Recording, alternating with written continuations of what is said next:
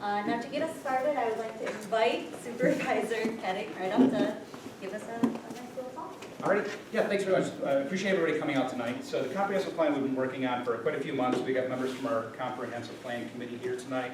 One of our consultants is also here tonight. So the comprehensive plan, for some, I do see some new faces from our last public meeting. It's the 10,000 foot level of what we want to see as taxpaying citizens for our community. With that being said, it's not, I'll bring up some hot topics that come up. Dollar General, that was a proposal that was done at Works Funeral Home. We don't have a way to litigate or work that into a plan, but what we can do is create codes or other things. Same holds true for wind and solar. Those are two other hot topics that are out there. If you haven't heard about it, there is a proposed solar farm over on Fedek Road. Wind, the Collins Wind Farm, if you haven't heard about that, that is coming up from the south, coming up here. As a town supervisor, I've heard from residents that the developer is approaching people, and the town has zero involvement right now, but as of today, they're approaching people to try to create their density, as they call it, because they'll walk up to, let's say Molly, and they'll say, are you for or against wind? Would you be willing to put a windmill on your property? Yes? Okay, great, perfect, would you sign here? There's no commitment, but that's how they're building their density. So if that happens, that would potentially be on this hill. However, just so you know, there was a 2007 local law that was passed way before me. We are not wind friendly at all. Local laws, it's called New York State Home Rule. So again, those are all things outside of the comprehensive plan. So if you have any thoughts or opinions on solar or wind, we do have some comment cards. But kind of, as we're going through the slide deck here tonight, we've got some poster boards over for different goals. Please feel free to share your thoughts, opinions. This is all the information that we can take in.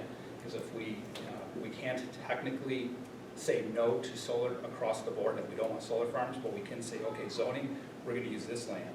I will share that the proposed solar farm is on prime agricultural land over on Fedek Road. Erie County Department of Environment and Planning is involved on that because of that issue that's over there. We have some other partners that we're working on, and we've also brought in additional legal counsel on that proposed solar farm. So again, we can't exactly stop it, potentially, but however, we can say you need to do this, but also with a full understanding, that again, the comprehensive plan is something where we can tell people where these things are going to be. I don't know if anybody has any questions for me before we get started, but happy to take any questions from anyone that's up there.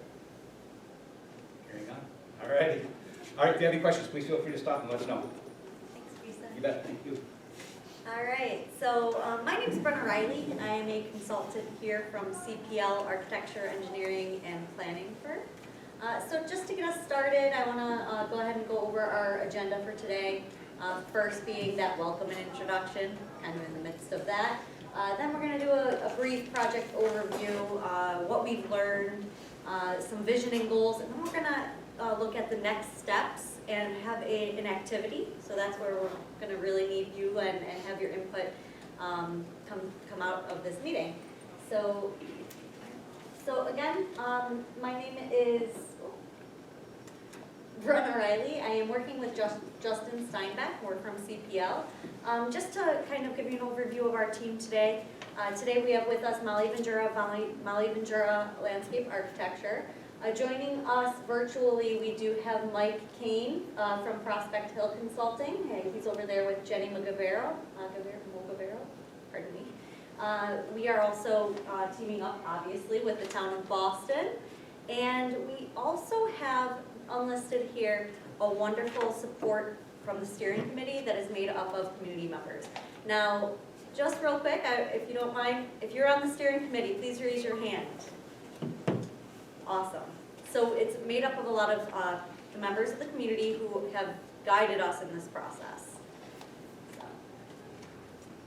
So first, just a project overview. This project was funded through the New York State Smart Growth Program and the Erie County Agricultural Planning Grant.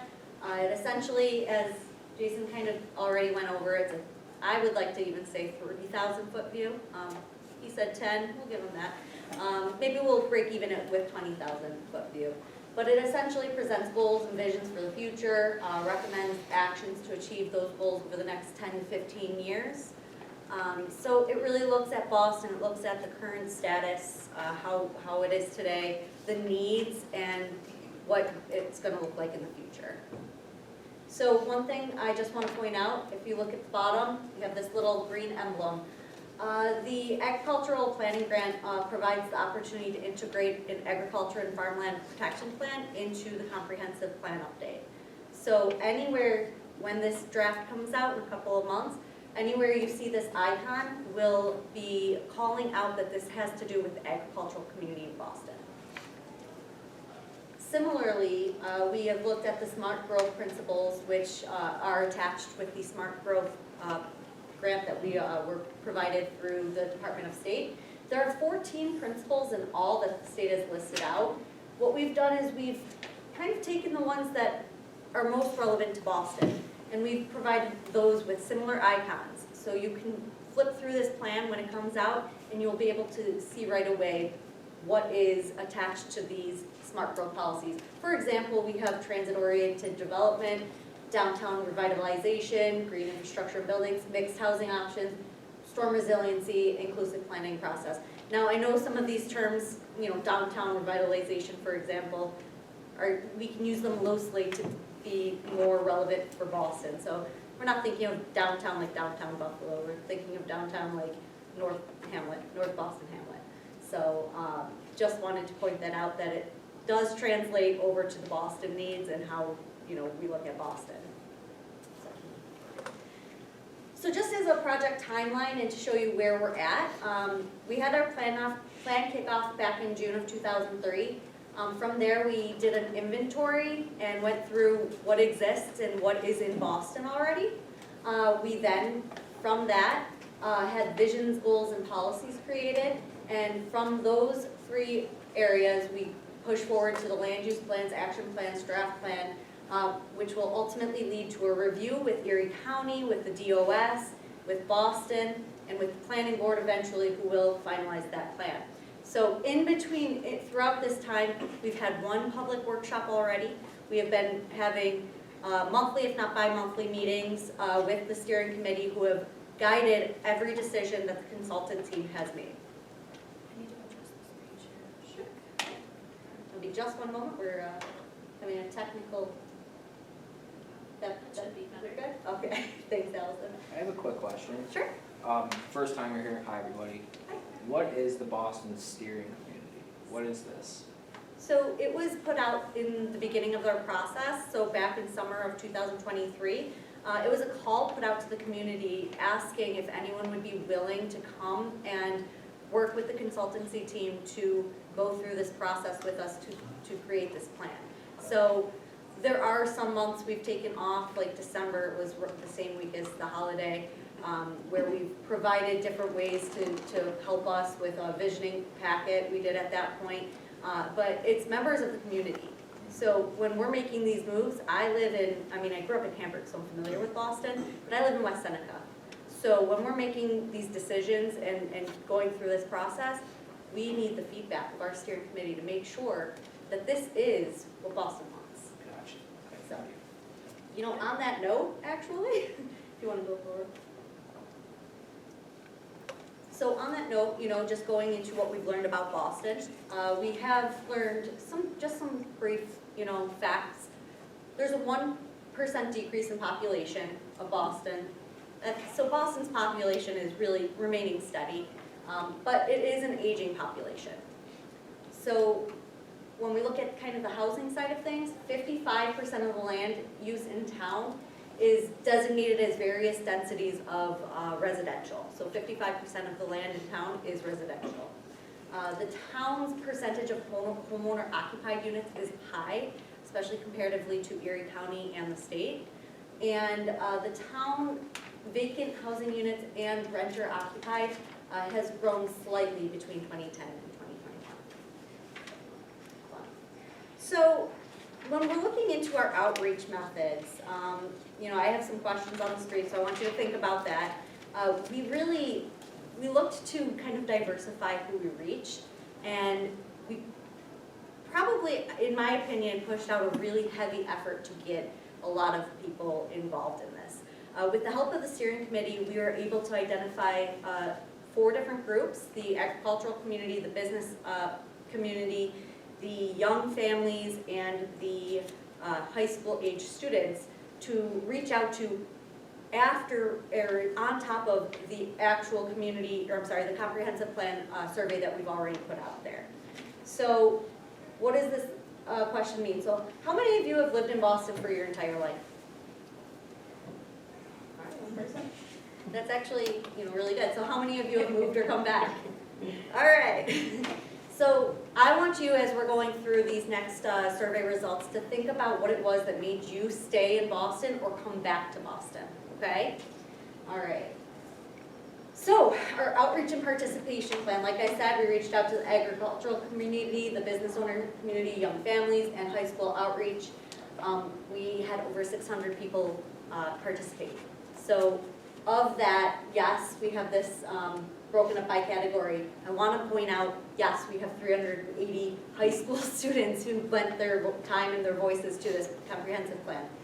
We have made sure to go through each of these surveys, and each one is analyzed separately. Yes, we look for trends, but no one group is diluting the voice of another. So I just wanted to throw that out there. So the comprehensive plan survey, which is one that we put out in the summer of last year, and we ran it through November, it came up with 233 respondents, 180 of which were online and 53 were paper surveys. So this is something I think that the steering committee can be really proud of. They've really helped to get the word out for this. The fact that 53 paper surveys were also included means, we were able to reach people in different methods, not just online. So when we're looking at this, what do people value most? What did you value most about staying here in Boston or coming back to Boston? You see here that natural features and the small town dynamics comes up as number 1 and 2. And this is something that is a trend that we're seeing across all these surveys. So for the agricultural survey, while we only had 10 respondents, we had a very diverse respondent base. So we had different businesses within the agricultural community. Yes, the highest percentage were from straw and hay production, but we did have a large, number. A lot of the different businesses in the agricultural community. So of that, 40% of those who were who responded were actually of farms that are 50 years and older. So while we had 10 respondents, we had a wealth of information that was brought to the table. One or two things that came out of this, they're looking for incentives for farmers. They're looking for the town to come out and have some more incentives. They also want protection from development pressures. And so these are areas that, while we're integrating this agricultural and farmland protection plan into the comp plan, these are things that we're really going to highlight. Another aspect that I just want to call out is 80% of the farmers who responded are looking outside of their farming business for more than 50% of their income. So they're reliant upon other jobs to keep them going. So the business survey, we had, I want to give a big thanks to Jen Warren, because she really helped get this word out to the businesses, as well as Jay Jackson, who is, I guess, in Tennessee, was it? Yeah. Tennessee today.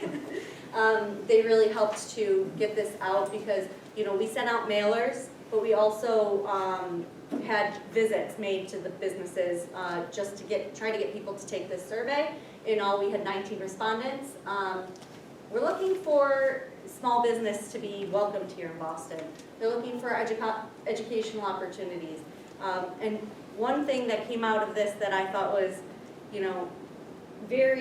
something the town can't do, but is very important, we need a business association in Boston. That's just something that a lot of people are saying. They need that network. They want that network to support each other and to learn from each other. I do have a question. Do you want Sure. questions now? You can Okay, so this is actually from Jay. He said, what would represent an agricultural network? How would it be structured? An agricultural network? Well, for me, it would not be within just Boston. I think that that would be something that is, going out and connecting with the surrounding municipalities, the agricultural businesses in other communities, that it's not just the farmers, it's the businesses that are supplying farmers, it's the people who they are producing for. So I think that there are already existing networks there, it's just connecting to them and making sure that, it's, Boston's not being left out or left behind. Brett, if I can chime in. Sure. One thing, I'll answer on that too. So Erie County right now, especially Boston being a rural agricultural community, Erie County is working on the agricultural farmland protection plan. So that is also another thing that's gonna kind of dovetail nicely, because while they're working on this, we can take some of that guidance and that data, build that in, so, commenting that we all know, Little Farms and others that have that prime agricultural land, find a way to help support them, protect that, and keep the character of the community, which is why many of us live here. So. I have a follow-up question. Sure.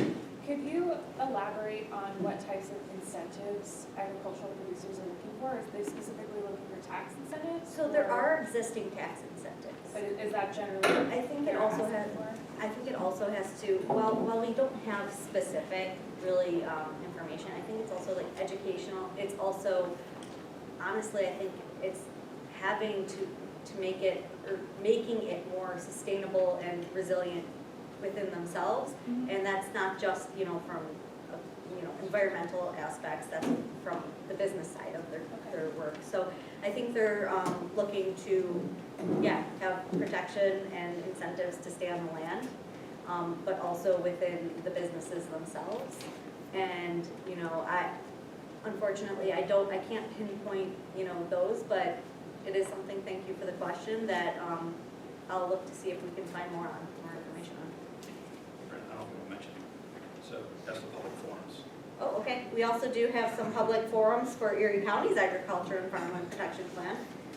We have a flyer here, so I'll go ahead and leave this on one of the tables for you, and I believe there's more up at the check-in. Yep, so that flyer, and just so we have some folks dialing in from home, there's a flyer that we'll make sure is out on the town website and social media.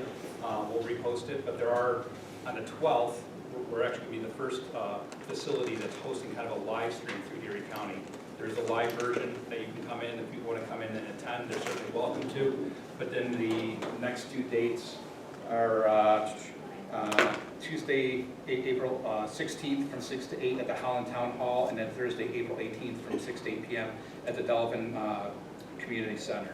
So again, we'll get that information out on social media, but that's the plan that Erie County's working on. So we put that out, and then the town offers, I'm going a little bit off topic, but the town hosts a congregate dining program, and because this the county is working on this program from noon to 1, we're going to host it here. You kind of see the speaker behind the TV. So if there's residents that are in the community and you happen to have the time that day, you're not at work, feel free to stop by town hall, because it's open to the public, and we're kind of doing a hybrid test to see how this works for county things, so that way we can reach out to other community centers all across Erie County. So we'll make sure that information's available to everyone. You're welcome. All right. So on that note, I want you to kind of rethink about that question about what made you stay here, what brought you back here. We reached out to the young families through the Boys and Girls Club, and we made the survey kind of brief because we know that young families are busy. Young families being identified as, in the comprehensive plan survey, they're looking to find ways and to attract young families to Boston. That came out of that survey, so that's why the family survey was so important. Of course, what came out of this, they want support for the Boys and Girls Club, maybe even the own Boys and Girls Club here in Boston. They're taking it through the Boys and Girls Club, so you have to take that with a grain of salt. But another thing that came out of this is they are looking for safe and diverse options for recreation for their kids and for themselves. So they're looking for more family-oriented events. They want, the playgrounds to be upkept, to be updated, and to be, located in different parts of town, and they want to know about them. They want to know where they are, they want to know what there is to offer here in Boston. So that's something that, in my opinion, is kind of in track with the rest of the community. They want to know about recreation. Recreation has come up a lot. Dog parks have come up a lot. And one thing that I think you'll note, or that you may not be alone on in your community, splash pads. Everyone wants a splash pad. So that has come up a lot in this young family survey. Now the high school survey. So unbelievably, we were able to hear from 380 high school students. And I want you to think of the high school students and think about the fact that this plan is a 10 to 15 year plan, right? In 10 years, these high school students are going to be our tax base, our workforce. They're going to be starting their young families. Hopefully, they'll have the opportunity to become property owners. So what they thought about Boston is important because, yes, some of the facts about or what they're looking for example, 7-Eleven was a huge draw for these teenagers. It came up so frequently that they loved coming to Boston for 7-Eleven for slushies. But how can we translate that over? Well, in 10 years, they might be like really excited that a grocery store is in Boston, that 7-Eleven's there for them to get a quick pack of gum on their way to work. It does translate. Just because they're young, that does translate. And looking for good food options after dark and recreational opportunities once it gets dark, half of the year is basically in darkness after 4 p.m. And kids, especially in high school, they don't want to go home. They want to be able to hang out with each other. And I think that is also reflected in the young family survey as well. So our vision and goals. What we've done is we've meticulously crafted a vision statement for the town of Boston through looking at all of the outreach that we've done and outputs of that outreach, as well as working with the steering committee who put a lot of work into this by doing vision packets, and they've reviewed and revised this. And so here is the vision statement for the town of Boston. I'm going to read it for you, okay? In 2035, Boston is a haven from the frenzy and congestion of modern life. Its blend of small-town charm with modern infrastructure has created a stable yet resilient rural community. Housing initiatives preserve our rural character while introducing sustainable and affordable living solutions. Our town thrives as a self-sufficient hub, supporting local businesses and fostering community. Our transportation and recreational trail systems provide options for getting around. Boston's commitment to preserving agriculture and scenic and natural resources strengthens its sustainability and desirability and provides a solid base for controlled growth. It's a mouthful, but it really does say it all. It is exactly what the town has come to say they wanted for the next 10 years. From that, we've pulled out some goals. So goal 1, preserve community feeling and small town character. Goal 2, preserve and protect the scenic, historic, and natural resources that define Boston. Goal 3, promote a balanced mix of housing, businesses, and services to create a self-sustaining live, work, and play community. Goal 4, promote transportation planning and design that is safe and meets the needs of all users. Goal 5, improve and maintain local infrastructure to meet current and future needs and ensure its resiliency. Goal 6, allocate resources to support public services and encourage civic responsibility. And then just some example there, community involvement, access to local leadership, expand tax base, quality, frequency of services, adequately fund volunteer firefighters, and EMS. So these goals are what will take us to meet that vision. And on that note, I'd like to invite Molly Ventura up, who will lead us in an activity. Can I ask you a quick question? Sure. Sorry. No, no need What's, to be sorry. what Sorry. is the expectation for the mixed housing? What's an example of mixed So- housing? I have to imagine, okay, so this is of course gonna be something that is fluid, but I have to imagine it's rental opportunities and, you know, maybe in some denser areas, you know, a small Boston-sized, you know, apartments, but I don't foresee it being anything that you would go, we're in Hamburg, we're in Buffalo. You know, I feel like this is something that would be scaled to Boston, and reminder that everything would go through, you know, zoning. What we're doing here in the comprehensive plan is kind of being, I don't wanna say brief, but again, having that larger picture when it comes to those nitty-gritty details. It's something that would work within the zoning and within, you know, other areas.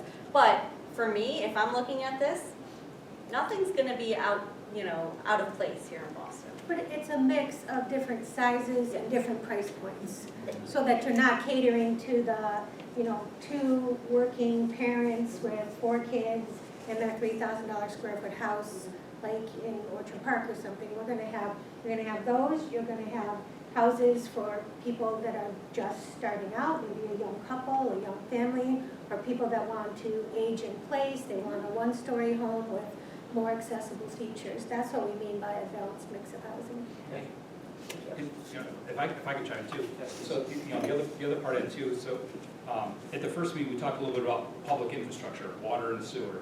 And in the world of planning, water and sewer grows rooftops, AKA homes. Rooftops grows the small business / business and you know, sector.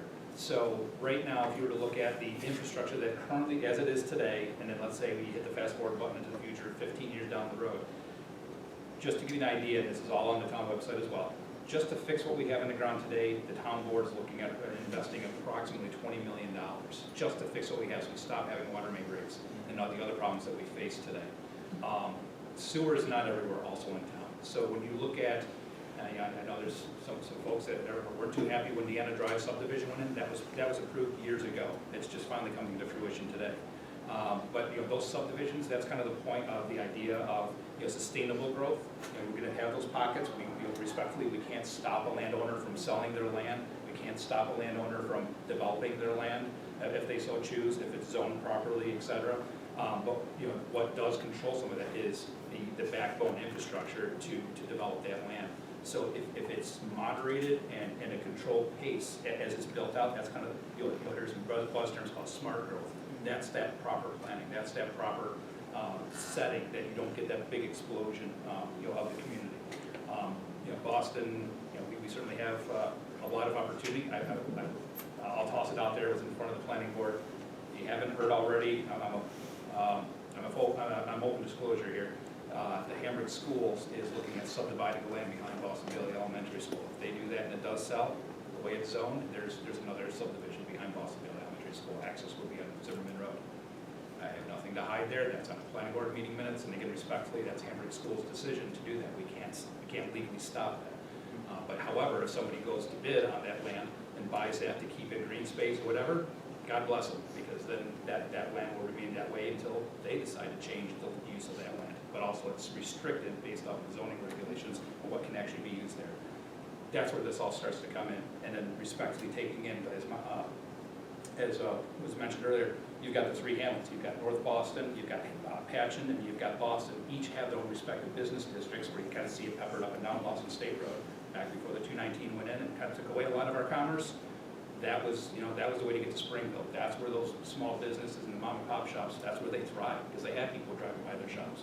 So these are all the things that get baked into that, so that plan sits on a shelf, and respectfully as taxpaying citizens, you know, we're listening to you to take that feedback and structure things as developers go in front of the planning board. As, let's say if Jason Keating wants to build a house and I want to build it too close to the lot line, code enforcement says, no, you can't do that, and I go in front of the zoning board of appeals. Well, they should be referencing this document to take a look at what is that vision, what is the criteria. That's all that all kind of comes together. So, sorry for the long explanation, but I want to make sure. Thank you for framing that, yeah. You bet. Okay, so Brennan has reviewed what we've done to date. The most recent work we did was that vision and the goals. Our next steps are going to be identifying policies, strategies, and priority projects so that we can achieve these goals that we set out, the 6 goals. And as we identify them, they will be included in the comprehensive plan. So as we start to write this up, it's going to have different chapters. The inventory that Brenna already talked about, our chapter on the vision and goals, and then we're going to have these tables that are going to list the different policy strategies and projects. We're going to say whether they're short-term projects, medium-term, long-term, identify, who might be responsible for overseeing these different things. So that's the next step that we're going to get into. So we're going to invite you actually to give us some input tonight on policies, strategies, and priority projects that you may think of individually and then together as you talk in a group that we could build into this comprehensive plan to achieve the goals.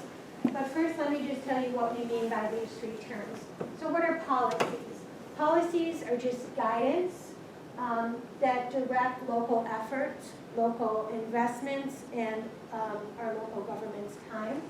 So for example, a policy that may result or be recommended in a comprehensive plan could be to utilize form-based zoning regulations, to focus on the type of buildings and designs and relationships to the street that you might want in a particular area of the town. So that's an example of a policy.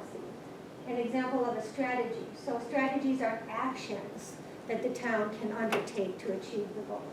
So an example is we may write into the comprehensive plan, one of the strategies is that we want the planning board to review this comprehensive plan every year and see how we're doing. Are we ticking off these policy strategies and projects that were identified in the plan so that when we get 10 or 15 years down the road, we can actually see some progress. So that might be a strategy recommendation. And then priority projects. They're key projects that we've heard from public input to date that the residents would like to see and the residents support, again, to help us achieve these goals. So for example, one of the things that we've been talking about, and we talked about a lot at the last public meeting, is we have that utility corridor that runs north-south through the town. Maybe there's an opportunity to build a multi-use trail through that and then connect it to the Erie County Rail Trail that's just east of here running from Orchard Park down south into Cattaraugus County. So that could be a priority project that we might develop further and include as a recommendation in this plan. So that's as a team, our next goal is to identify policy strategies and priority projects to achieve the goals. And we would like your input on that tonight. So we're going to do a small group activity. And so we're going to ask you, so we've got 3 tables set up with sticky notes. So maybe if you could divide, we've got steering committee members can participate or sit out, whatever you want to do, but divide yourselves equally among the tables. And I think between the public that we have here tonight, maybe about 5 or 6 at each of these 3 tables. So you can divide yourself up. And what we're going to do is we're going to put the goals back up. So we're going to do 2 rounds. So in the first round, we're going to look at these 3 goals. And we're going to ask you first individually, we'll give you maybe 5 minutes, but as an individual, you're going to take the sticky notes and the pens, and you're going to think about policies, goals, and priority projects that you can think of that might help the town achieve these 3 goals. So brainstorm individually. And then we'll have you come together as a small group, 3 small groups, and you're going to come to an agreement among yourselves on your top 3 for each goal. So your top 3 policies, priority projects, or strategies for each of these 3 goals. And then each group will just appoint one person to be your group leader, and your group leader will help you come to a consensus if need be. And then that group leader will bring those sticky notes over there. So we've got on the wall over there, all 6 goals printed out. So your group leader will take your sticky notes and put them on the respective goals, 1, 2, 3. And then we're gonna do this again. So then we'll do it a second time and we'll look at goals 4, 5, and 6. And we'll ask you again to brainstorm individually for about 5 minutes to come up with policies, strategies, or priority projects for goals 4, 5, and 6. Can you advance it? Thank you. And then come together as a small group, come to a consensus on your top 3 for each goal, and have your small group leader just bring the sticky notes and put them on over there. Once we've done those 2 rounds, we're gonna just all come over and sit at the chairs and discuss together, like what are some common themes that we see coming out of these 3 small group discussions, and how can we bring these common themes